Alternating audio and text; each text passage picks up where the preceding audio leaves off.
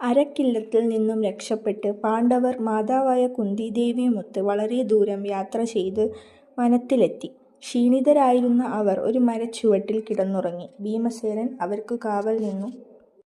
ആ വനത്തിൽ ഹിഡുംബൻ എന്ന രാക്ഷസൻ തൻ്റെ സഹോദരിയോടൊപ്പം താമസിച്ചിരുന്നു. പതിവ് പോലെ അന്നും രാക്ഷസൻ ഒരു വൻമരത്തിൽ കയറി പരിസരം നിരീക്ഷിച്ചു. അങ്ങകലെ കുറെ മനുഷ്യരെ കാണുന്നല്ലോ. കൊള്ളാം, കുശാലായി. ഇന്നൊരു നല്ല ദിവസം തന്നെ.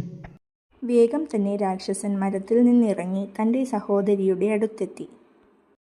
ഹിഡുംബി, നമ്മുടെ വനത്തിൽ കുറെ മനുഷ്യർ വന്നിരിക്കുന്നു. മതി വരും വരെ തിന്നാനുണ്ട്. ചെല്ലി, നീ ചെന്ന് ഓരോരുത്തരെയായി പിടിച്ചോണ്ട് വാ. നമുക്ക് തിന്നാം. മനുഷ്യമാംസത്തിന് എന്തു രുചിയാണെന്നോ. ശരി ജ്യേഷ്ഠ. മനുഷ്യനെ പിടിച്ചുകൊണ്ടുവരാനായി പോയ ഹിഡുംബി ഭീമനെ കണ്ട് ആ സൗന്ദര്യം കണ്ട് മതിമറന്നുപോയി. ഹായ്, എത്ര സുന്ദരൻ! ഇത് മനുഷ്യനോ അതോ ദേവനോ? ഇദ്ദേഹത്തെ എങ്ങനെ കൊന്നു തിന്നും?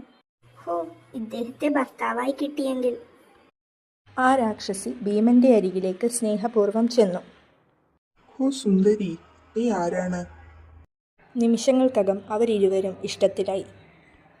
ഈ സമയത്ത് ഹിഡുംബിയെ കാണാഞ്ഞ് ഹിഡുംബൻ അസ്വസ്ഥനായി. ഇവൾ എവിടെ പോയിരിക്കുന്നു? വിശന്ന് ചാകാറായി.